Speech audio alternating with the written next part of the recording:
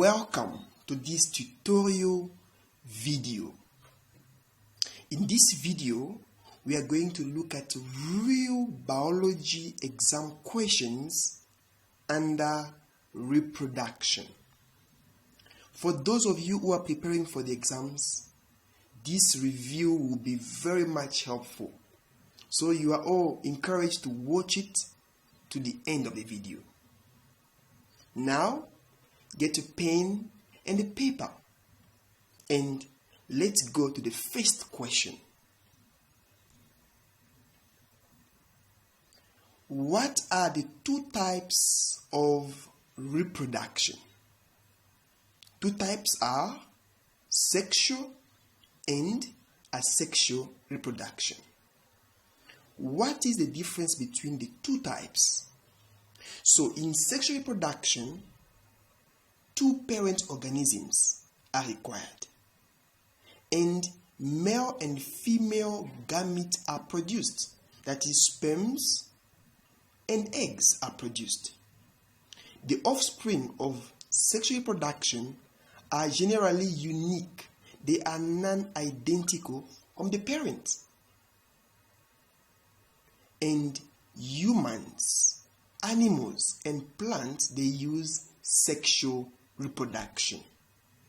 Sexual reproduction requires meiotic division, which is followed by mitotic division. In asexual reproduction, only one parent organism is required. The single cell organism now makes a copy of itself and divides. So there is no need for male or female gametes. The offspring are genetically identical to the parent.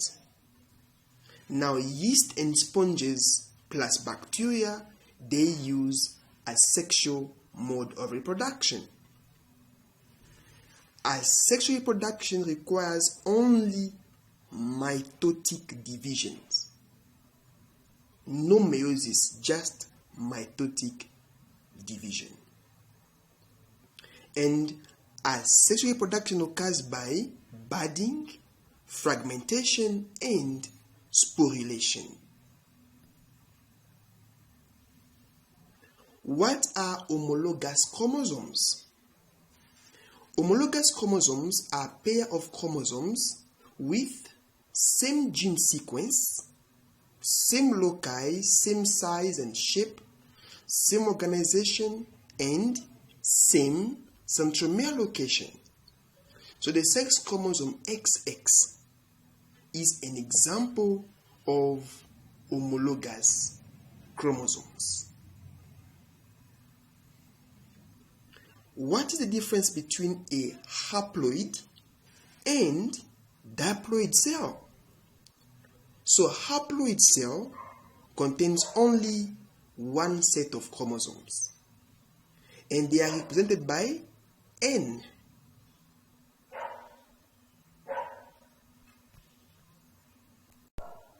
Haploid cells are produced by meiosis. Gametes are examples of haploid cells. Now, haploid cells have only half of the number of chromosomes as the parent cells. They are non-identical, and they are very much important for sexual reproduction. What about diploid now? Well, diploid cell, di means two. So they consist of two chromosome sets. They are represented by 2N, and they are produced by mitosis. Somatic cells, or body cells, are examples of diploid cells. Diploid cells have same number of chromosomes as the parent cell, and they are genetically identical. They are important for growth, for asexual reproduction, and for genetic stability. For each of the following, state if the cell is haploid or diploid. There we have sperm cell, liver cell, egg cell, and stomach cell. Is sperm cell haploid or diploid? What do you think? Well, sperm cell together with egg cell, these are gametes. They are together haploid. Liver cell and stomach cell, these are body cells, somatic cells, and they are diploid cells. During meiosis, the chromosome number A is doubled, B is reduced, C remains the same, D becomes diploid. Which one is the answer in here? Well, B is the answer. During meiosis, the chromosome number is reduced. Meiosis produces haploid reproductive cells called, well, they are called gametes. Name the two human gametes and tell their chromosome number. Sperm cell for male gametes and ovum or egg cell for female. They are all haploid cells with N chromosomes. The chromosome number is 23 chromosome for both sperm and egg.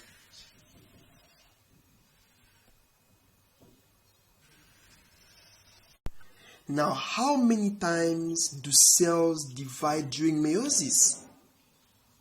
So during meiosis, the cell divides how many times? 2 times. Yes, meiosis is a process where a single cell divides twice to produce sex cells, which are sperms for male and eggs in female. So how many times? 2. What are the stages of meiosis called?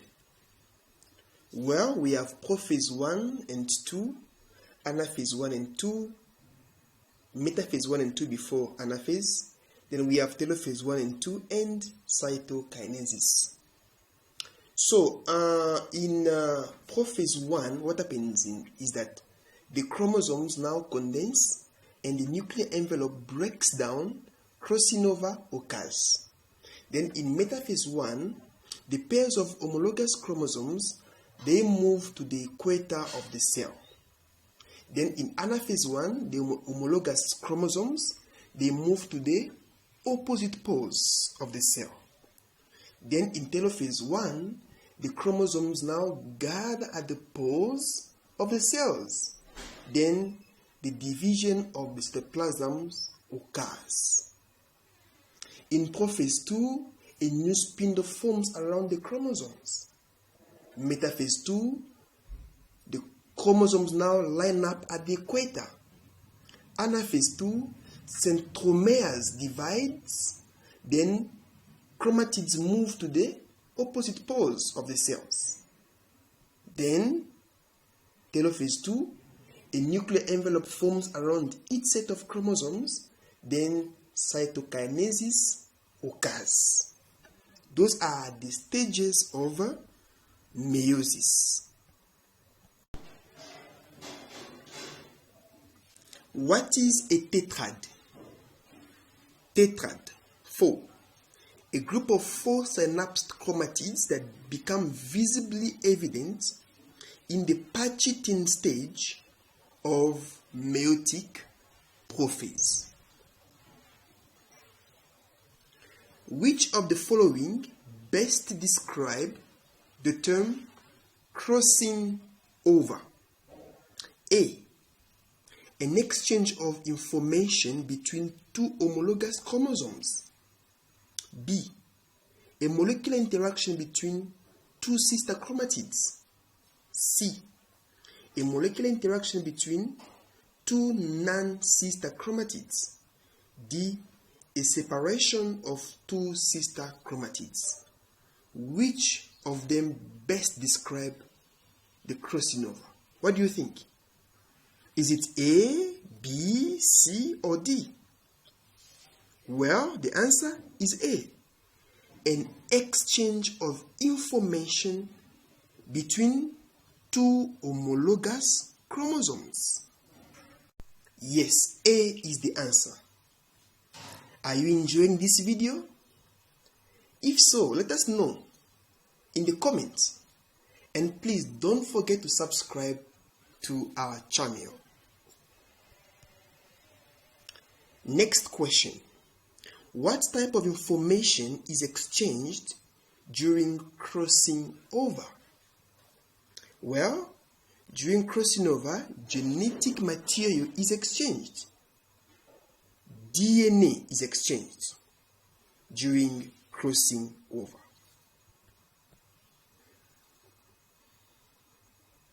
The combination of A dot end of N produces a zygote with 46 chromosomes. Well, the combination of A is sperm, end of an egg or an ovum. Once they are together, they combine together during fertilization, then they produce a zygote with 46 chromosomes. Because sperm is haploid, 23 chromosomes, same with an egg or an ovum. Once they fertilize together, they combine together, they produce now a zygote with 46 chromosomes. Crossing over occurs in which stage of meiosis? Well, we have there A, prophase 1, prophase 2, anaphase 1, anaphase 2. What do you think? Well, crossing over occurs in prophase 1. Why? It's because the complex that is temporarily forms between homologous chromosome, it only takes place in prophase 1. That's why crossing over does occur in prophase 1 of meiosis. How many cells are formed at the end of meiosis 1? And how many copies of chromosomes does each cell have? So, in meiosis 1, there is a reduction of chromosome. It's a reductive division. So, one diploid parent cell will produce now how many? 2 daughter cells. And those daughter cells, they have half the number of chromosomes of their parent cells.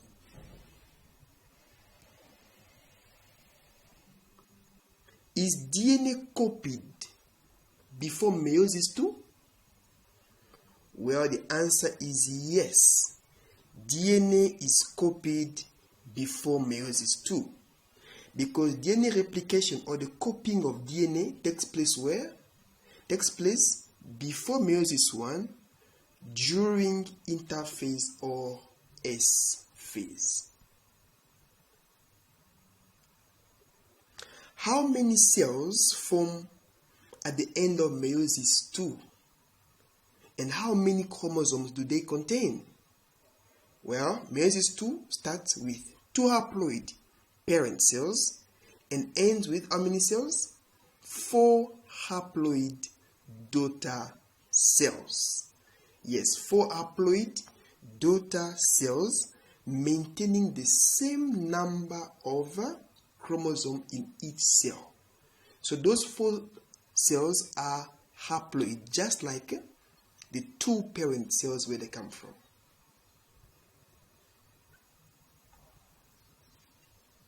Sperm cell is gamete or zygote, which is haploid or diploid. What do you think? Well, here it's actually there to test if you've gotten the principles that we've discussed about haploid and diploid. So yes, a sperm cell is what is a gamete, which is haploid. What about the next question? when a sperm cell and an ovum merge, they undergo the process of fertilization and give rise to is it gamete or zygote, which is haploid or diploid? Well, the answer, when a sperm cell and an ovum merge, they undergo fertilization and they give rise to a zygote. And zygote is diploid. So sperm cell is haploid, made with an ovum haploid, they form what? A zygote, which is a diploid. Well, this is all for today's video. Let's summarize. What have we discussed so far in this video? Summary. We were talking about reproduction. What is it? Well, reproduction is a biological process by which new organisms, offspring, are produced from their parent, one parent, that is sexual reproduction, or two parents, that is sexual reproduction. So all living organisms exist because of what?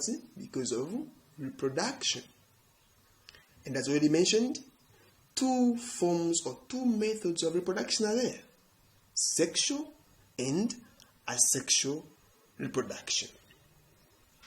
So human organisms, they actually reproduce through sexual reproduction, halving of chromosome number by meiosis and restoration of that number via fertilization.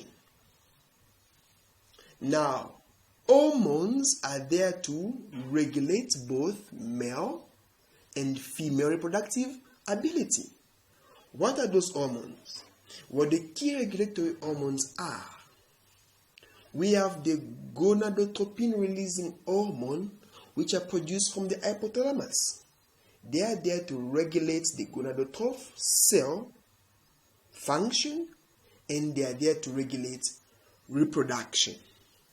And we have these two other hormones which are produced by the anterior pituitary glands. We have luteinizing hormone and follicle-stimulating hormones. Luteinizing hormones are crucial in regulating the function of the testes in men, which are male gonads, and ovaries in women, which are female gonads. Then the follicle-stimulating hormones are there to stimulate the follicles, follicle growth, and estrogen secretion, and are also there to help in the formation of male gametes, which are known as what? Sperms. Then the other hormones involved, we have inhibin and activin, which are produced by ovaries, testes, and pituitary gland, as well as placenta, which are there also to actually influence the function of the gonadotroph cells. Then we'd like us to know a bit of the male reproductive system. What are some of the organs which make up the male reproductive system? Here they are, an overview of the male reproductive system. We have the testes, the spermatic cord, prostate gland, and urethra.